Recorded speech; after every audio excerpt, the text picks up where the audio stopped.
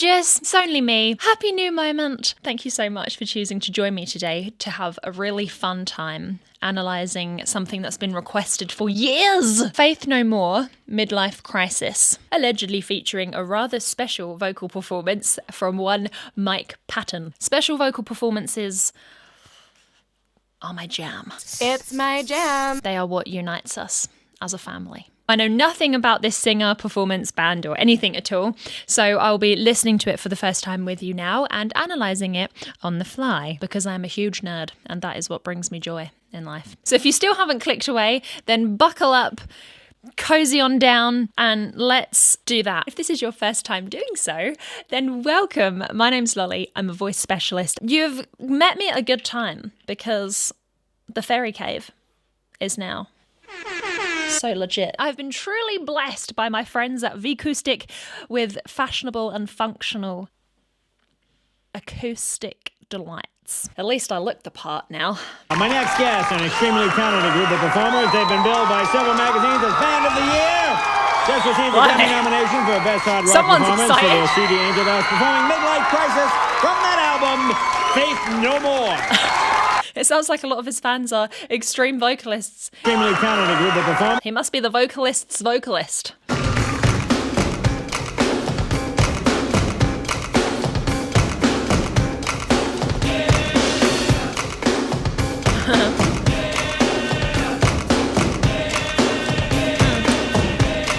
nice textures.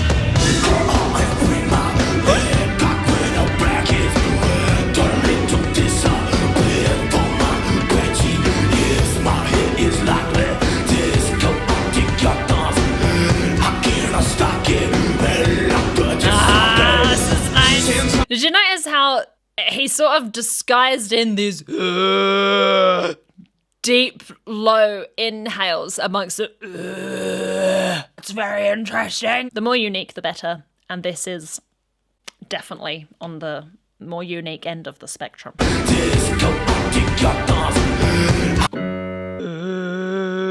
Didn't know I could inhale on an F sharp. That's fun. The note makes perfect sense in the melody. You would expect if it was a musical breath that it would kind of be like a random one in the key. Inhale notes have a very specific quality to them. Outwards, inwards. When instructed to do so, the vocal folds can kind of work like saloon doors. They can actually flap with fuel from either way. They're biflappable. I'll tell you a really good comparison, a balloon. Once you've filled that balloon, if you let the little edges just slightly come apart and you'll see them go, they will flap a pitch for you. And if you're watching this thinking, oh, this sounds impossible, I could never do an inhale note, you probably do them most days. There is pitch there. Probably the biggest difference between inhale singing and exhale singing, and my favourite thing about it, is that when you sing from the air coming in to flap your vocal folds that way, the environment in which you have to resonate the sound is thyself, your body. If you inhale sing into an already full tank, you're going to get a much higher formant than if you were to inhale sing on an empty tank, you're going to get a lower sound. Isn't that the coolest thing? I love how we needed a full-on run-up to do that first note. Start as you mean to go on, son. That's what I say.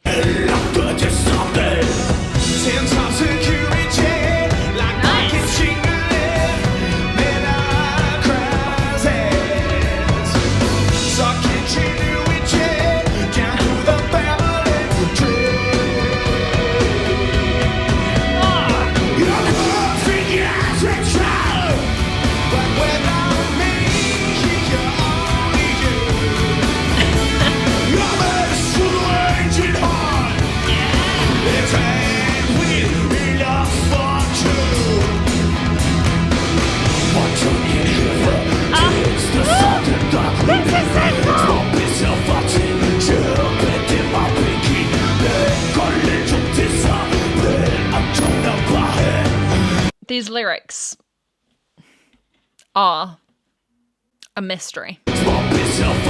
Small bisa faci. Could be Latin. Bitten my pinky. You remember that time when I burnt my pinky and I showed you all and it was gross?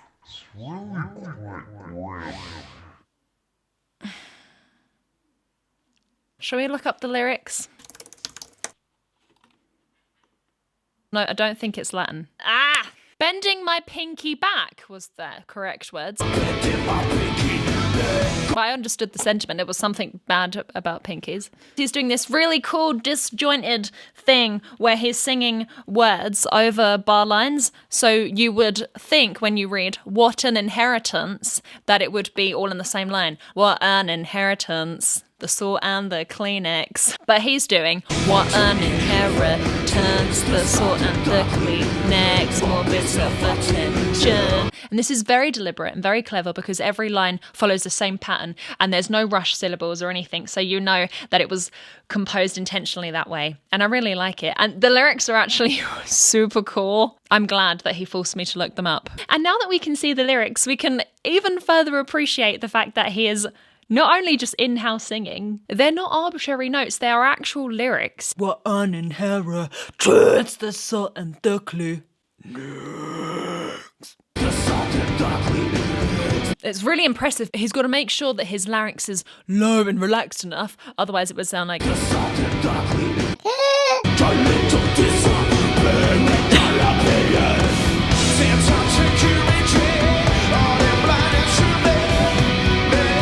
Wow!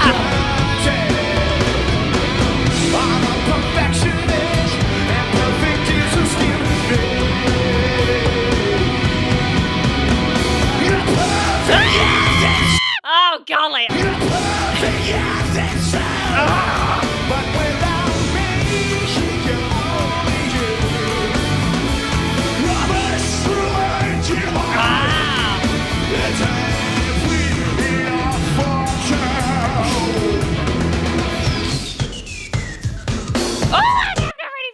This little phrase that we just had was an absolutely beautiful example of this person mastering their vocal tract and its contents.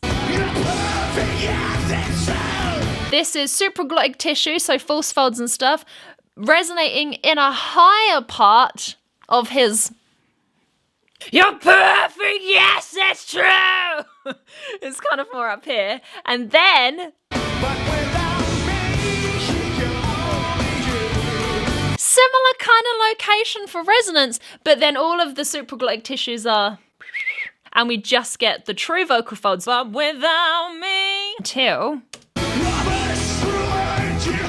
Your menstruating hard is open and dropped down here. You couldn't see it in his jaw. It's very, very extended. And that's why you get that darker sound. The execution is impressive enough. Really, it is. But what impresses me even more about this is the creativity in the first place. A lot of metal songs go from like a growly section to a singy section, but this is different. It's like there's no sections per se. Everything's sort of weaved in to the point where some notes are inhaled and some are exhaled and some have the distortion and some don't. And it's also like when he sings clean, it's got this kind of like, oh, it doesn't sound metal in any way, shape or form. Like soul. It's reminding me of Mark Rebier. It's impossible for me not to fall in love with you, baby. So incredibly bold and so impossible to compare this to anything else I've ever heard, which is the most impressive thing in the world to me. Menstruating heart.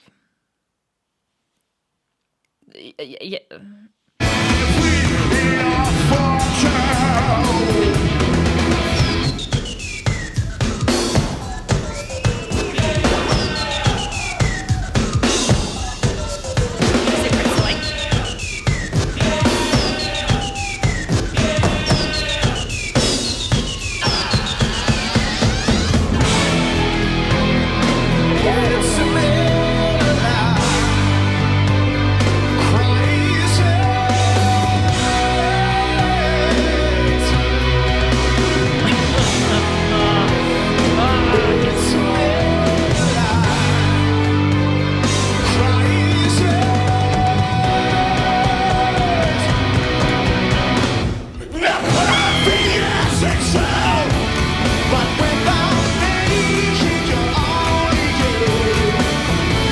couple of things running through my mind there. Wow, he looks extremely young to be such a proficient vocalist.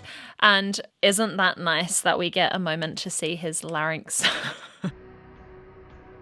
Delightful. It's a big one. I'm aware that I haven't addressed the elephant in the room. His wild movements that I honestly deem to be a visual, physical, bodily manifestation of the voice, which is behaving equally as dexterous and with as much strength. I would go as far as to say it would probably be impossible to get such a diverse, dexterous and strong vocal performance as this standing still. Something that happens, unfortunately, a lot is teachings from classical singing get passed down and erroneously applied to all different kinds of singing. Many of us would have been told at some point that the best posture for singing is to stand up tall and straight and keep your arms by your side or like this or some you can project the sound. That's totally fine if you're going to be singing in one mode or one style with the same sort of technique focus for the entire performance.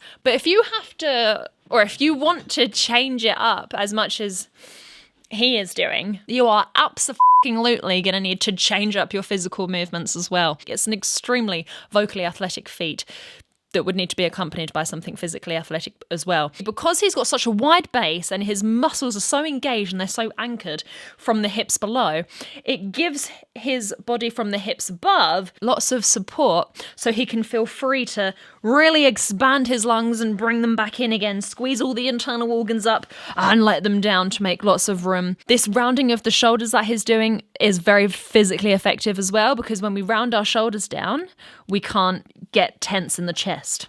And that's so important, because if you're tense in the chest when you sing, all of that breath pressure starts to come up and choke you, and you wouldn't have anything like this sound-wise if you've got breaths up here. It will just choke everything up. And so although it looks like he's kind of drunk and stumbling out of a bar, this position, when you analyse all the different components of it, is actually perfect for singing. Only because, though, it's moving. If you stand like this the whole time when you sing, you're going to get tense, which brings me on to my next point. The mental repercussions of this seemingly wild movements are that because he's so strong and he's so predatory in this situation and bold, it means that his nervous system is helping him as opposed to hindering him. Because sometimes when we stand too still, this lack of physical movement can encourage our brains to wander off, and at worst case, wander off into a place where we think, oh my gosh, I'm a little bit insecure now because I've just noticed that someone's looking at me weird and maybe I suck. All of a sudden, before you know it, your nervous system is starting to shut down your voice and you get a bunch of squeaks. There is no way on God's green earth that this young man has had an iota of mental availability to spend on looking at a member of the audience and wondering if they're having a nice time. That's not what's happening.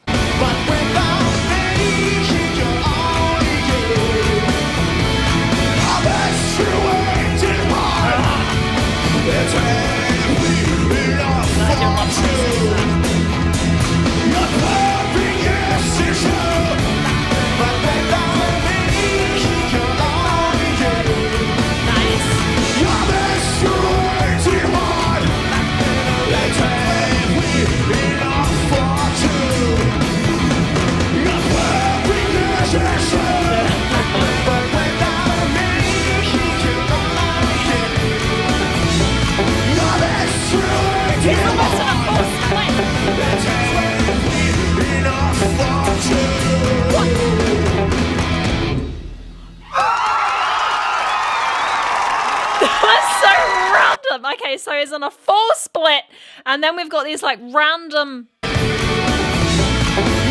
that a MIDI guitar? Blip, blip, blip, blip. Very cute backing vocals as well, but unfortunately, or fortunately, very much overshadowed by the enrapturing, domineering presence of Mike. If you can just force yourself to take command of the stage, even if it's pretending and you actually think that you suck inside, everything starts to improve because your nervous system is there to help you rather than shut you down. And then you notice that your voice is actually coming out better than you think, and then you start to get confident. I make a conscious effort of doing this every time I perform live, and Now you know that if you ever see me sing live, in the first 5 minutes, I am faking my confidence. And at least the first 5 minutes. Sometimes the whole thing. If you don't have confidence, pretend to be confident. Self-fulfilling prophecy. That was enthralling. I'm really sad that this is the first time I've got to experience this vocalist because, I mean, there are absolutely no bounds of what someone this skilled, energetic, and creative can achieve. So I'm sure there's a lot more to check out. If you do happen to be someone that knows a lot about this vocalist and are able to point me in the right direction to go next, then I would love for you to let me know in the comments. Before you head off, let me read you today's oracle card. Today, my gorgeous fairy folk, we have the bountiful beaver. Energy is limitless. It's there for everyone. It's our experience of it that affects us. So if we are getting the piss taken out of us, if we are people pleasers, if there's no fair exchange, then yes, we start to feel that the reservoirs are running dry. So change your experience. Never feel exhausted or overwhelmed again. Your beaver is telling you to manage your energy wisely and with consideration for bountiful blessings ahead. Thank you so much for hanging out with me today. I really hope you enjoyed this video as much as I enjoyed making it. If there are any vocalists you would like to see me analyse in this way, then please do let me know down below in the comments. If you want to check out some new music made by me, then you can have a little searcheroo of Lolliwren to Build a Sea. It's an album that I made just recently and it's out everywhere. There's a link in the description as well. If you're joining me at the premiere, then a ginormous premiere hug for you. Thank you for coming. And if you're joining me at any other time, then a ginormous hug for you too. Have a beautiful day. I love you very much and I cannot wait to see you again next time. Mwah. Bye. Oh, and I've got a dodgy Gregory. Make sure that his vocal folds are together just enough. I'm a voice specialist. Vocal folds' primary functions are not to make noises for you at all. They are to prevent going down the wrong hole. When I say water and food, anything. When you cough, that sound is your vocal folds snapping together to be like pew, pew, expelling all of those demons that want to infiltrate your lungs. We can communicate in loads of ways that don't involve our vocal folds if we wanted to. I don't know where I was going with that, so let's just carry on. My face is hurting from smiling. I really needed that today.